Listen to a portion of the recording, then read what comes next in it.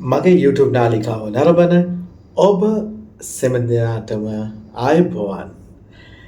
අපි මේ දවස් ටිකේ ගිය සතියේ සෞදි අරාබියාවල කෆාලා නීතිය ඉහිල් කරලා තියෙනවා.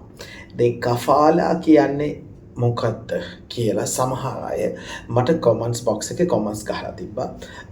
අයියා මේ කෆාලා කියන්නේ මොනවද අයියා? ඔව් මම දෙනුවත් කරලා දෙන්නම්. කෆාලා කියන්නේ මෙහෙමයි.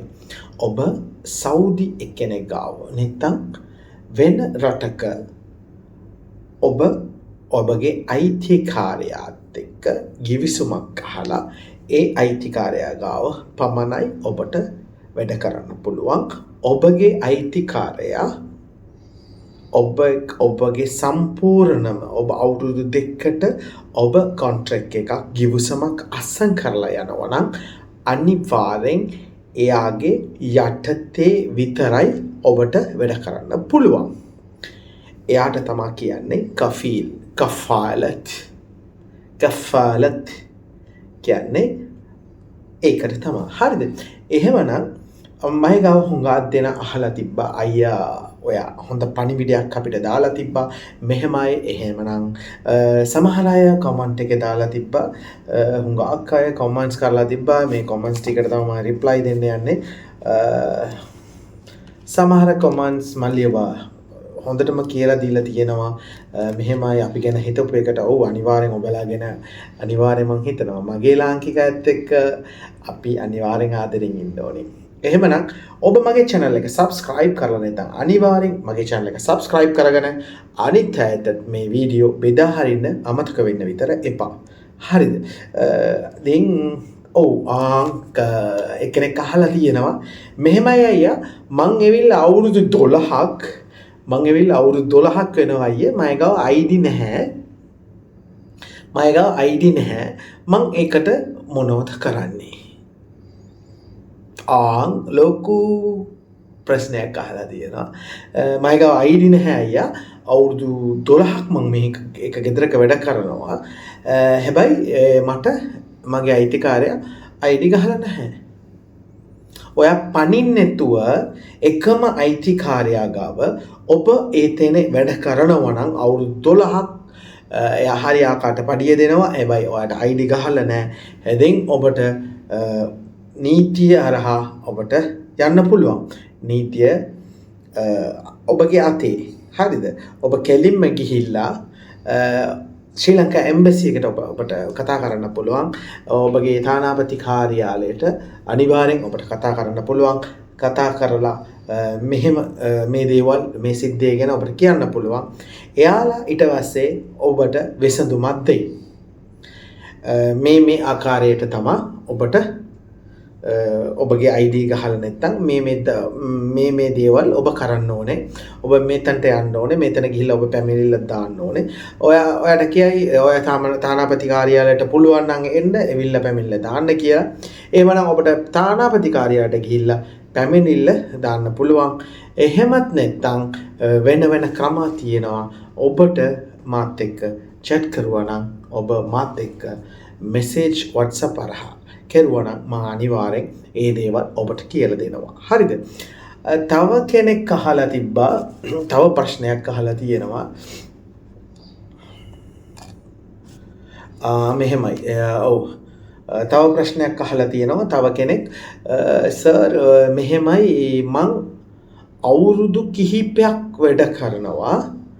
හැබැයි මං වැඩ කරන ස්ථානයේ මගේ කෆීල් මට පඩිය ගෙවලා නැහැ.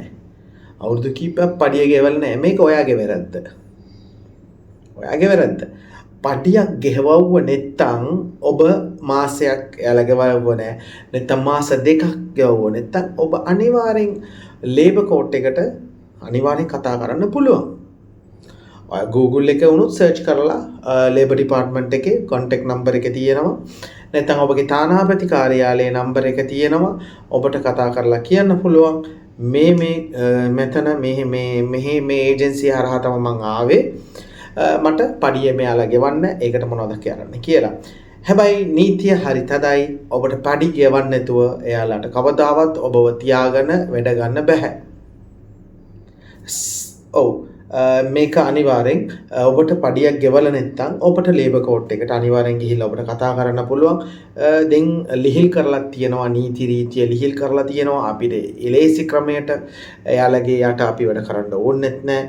එයාලා කියන දේවල් වලට හැම දෙයකම අපිට එහෙම්කම් දෙන්න ඕනෙත් නැහැ. හරිද? අපි වෙනුවෙන් දැන් කතා කරන්න හුඟක් අය ඉන්නවා. හරිද?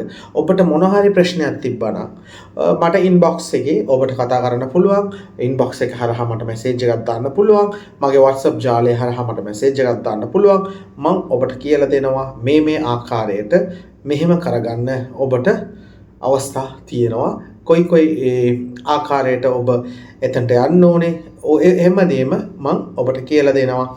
එහෙමත් නැත්නම් ඔබට AI තාක්ෂණය හරහා ඔබට ඔබගේ WhatsApp හරහා ඔයාලට නැත්නම් AI හරහා ඔබට ගහන්න පුළුවන් මෙහෙම තමයි මට මෙහෙමගේ ප්‍රශ්නයක් තියෙනවා මම මොනව කරන්නේ මම මේ රටේ ජීවත් වෙන්නේ මට මේ වගේ ප්‍රශ්නයක් තියෙනවා මම මේ ප්‍රශ්නයට මොනවද කරන්නේ මට මේ දෙයට මොන හරි විසඳුමක් කරන්න ඕනේ ඒකන මට අයිඩියාස් දෙන්න කියලා කිව්වොත් ඒකේ හැමදේම ඔබට ලබා දෙනවා.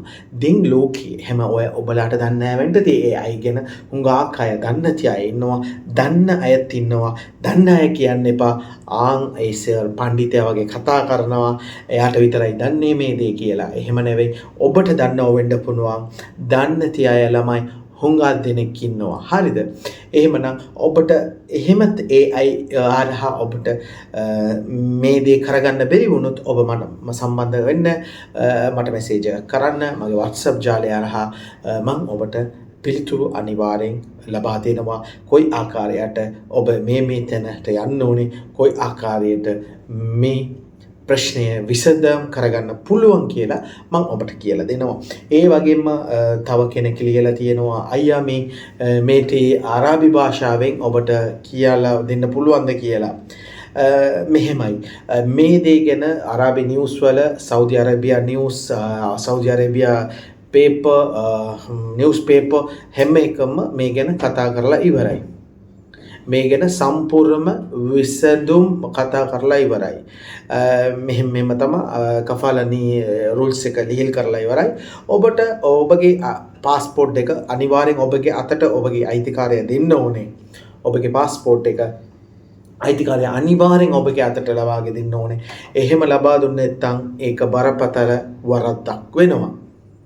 හරිද ඔබට අවුරුදු දෙකක් ඉවර වෙලා ඔබට වෙකේෂන් ඔබ එවන්න නැතුව ඉන්නවද ඔබ එවන්න නැතුව එයාලා තියාගෙන ඉන්නවද නැත්නම් ඔබ අයින් වෙලා යද්දී ඔබට ෆන්ඩ් එක ඔබගේ සම්පූර්ණම ෆන්ඩ් එක තේරුණාද ඒක ඔබට ගෙවන්න නැතුව ඉන්නවද ඒක ගන්න නැතුව යන්න එපා ඒකට ලේබර් කෝඩ් එකට ඔයාලට මේක ඇප්ලයි කරන්න පුළුවන් ලේබර් කෝඩ් හරහා අනිවාර්යෙන් ඒක ඔබට අරන් දෙනවාමයි ඔබට දන්නේ නැති දේවල් අනිවාර්යෙන් මයිග වහන්න මගේ WhatsApp ජාලය ඔබට දන්නවා ඒ හරහා මට මැසේජ් එකක් දාන්න මෙහෙමයි සර් මම මොනවද කරන්න ඕනේ හුඟක් දෙනා මට ප්‍රශ්නවලදී කිහිපයක් මට කියලා තියෙනවා මෙහෙම තමයි සර් මට මේ දේවල් වෙනවා මේ ගෙවල් වල මට ගහනවා මේගේ මට අවුරුදු 10ක් එක කෙල්ලෙක් කතා කරනවා නම ඩිල්ෂානි කියලා කෙල්ලෙක් වෙන්න ඇති සමහර ළමයිට මම කියලා දෙන්නම් මෙහෙමයි ඔයාලා සල්ලි ආසාව වෙලා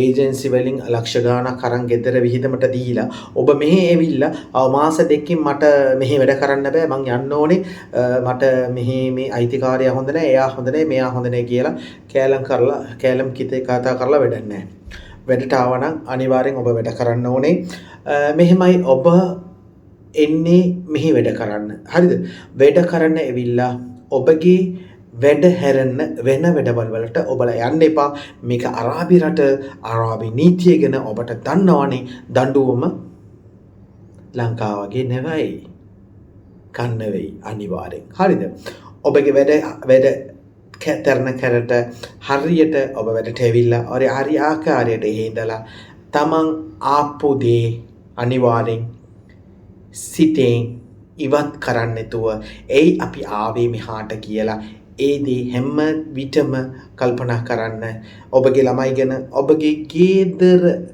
ඉන්න ඔබගේ අම්මා තාත්තා ගැන හිතලා ඔබ මෙහි වැඩ කරන්න. වෙන වැරදි දේවල් වලට යන්න එපා. ඒ වගේ තමයි ඔබ ආවුත් මේ ආකාරයට ඉන්න ඕනේ කියලා ඔබ එද්දිම ඔබට ඇග්‍රීමන්ට් එක ගහලා ඉවරයි. අවුරුදු දෙකක් ඉවසලා ඉඳලා ඔබගේ හරියට ඔබට පඩිය ගෙවනවා නම් ඔබට හරියට ඔබගේ අයිතිකාරය පඩිය ගෙවනවා නම් පඩියක් ගෙවනවා නම් ඔබ වැඩ කරන්න. කෙලින්ම ඔබ වැඩ කරන්න. තේරුණාද? අවුරුදු දෙකක් ඉවරම එයාලා එවවු නැත්නම් ඔයාලට ලේබර් කෝට් එකට කතා කරන්න පුළුවන්. ශ්‍රී ලංකා ඇම්බසි තානාපති කාර්යාලයට කතා කරන්න පුළුවන්. ඒ වගේ පොලිසියට කතා කරන්න පුළුවන්. මේ වගේ ප්‍රශ්නයක් මොන හරි ඔබට දිනගන්න යුතු වුණා මට කතා කරන්න නැත්නම් ඔබට දන්න සෞදි අරාබියාවල ඔයාලට දන්න අය ඉන්නවනම් දන්න අයත් එක්ක කතා කරන්න. හැබැයි පරිස්සමෙන් ඉන්න. සමහර අය ඔබ වැඩ කරන ස්ථානයේ ඉඳලා ඔබව පන්නලා වෙන ජරාව රස්සාව වලට ඔබව එවන්න පුළුවන්. ඔබව පන්නලා වෙන ජරාව රස්සාව වලට පන්නන්න පුළුවන්, එවන්න පුළුවන්. ඔබලා පරිස්සම් වෙන්න ඕනේ. ඔබ ආපු තැනින්ම ලස්සනට වැඩ කරලා ඔබගේ අවුරුදු දෙක ඉවරයි නම් ඔබට වෙන ස්ථානයකට ඔබට මාරු වෙන්න පුළුවන්. ඔබගේ අවුරුද්දක් ඉවර නම් දැන් අලුත් නීතිය ඔබට දන්නවා කෆාලා නීතිය. ඔබගේ කොන්ට්‍රැක්ට් කාලය ඉවරයි නම් ඔබට වෙන ඕන ස්ථානයකට ඔබට වැඩට මාරු වෙන්න පුළුවන්. ඒ වගේ දැන් නීතියක් ඇවිල්ලා තියෙනවා. ඇත්තමයි ලාංකිකයෝ වෙනුවෙන් මං හැමදාම කතා කරන්න කෙනෙක්. හැබැයි මට බනින්න ඇත් ඉන්නවා හුඟක් අය. හරිද? ඒ ගැන බනින්නේ උන් ගැන හිතාගෙන හිටියා නම් මගේ වැඩ මට කරන්න බැරි වෙයි. හරිද? එහෙමනම් පරිස්සමෙන් ඔබ සෙනම දෙනාටම මගේ ස්තුතිය පුද කරන කලින් මං කියනවා මගේ channel එක ඔබ subscribe කරලා නැත්නම් අනිවාර්යෙන් subscribe කරගෙන ඔබට දන්නේ නැති දේවල් මගේ WhatsApp හරහා නැත්නම් YouTube ජාලේ හරහා මට message කරන්න පුළුවන්. comment කරන්න එකට වඩා මට message එකකින් පණිවිඩය එවන්න. හරිද? මගේ WhatsApp ජාලය හරහා. එහෙනම් ඔබ සෙමටම ස්තුතියි.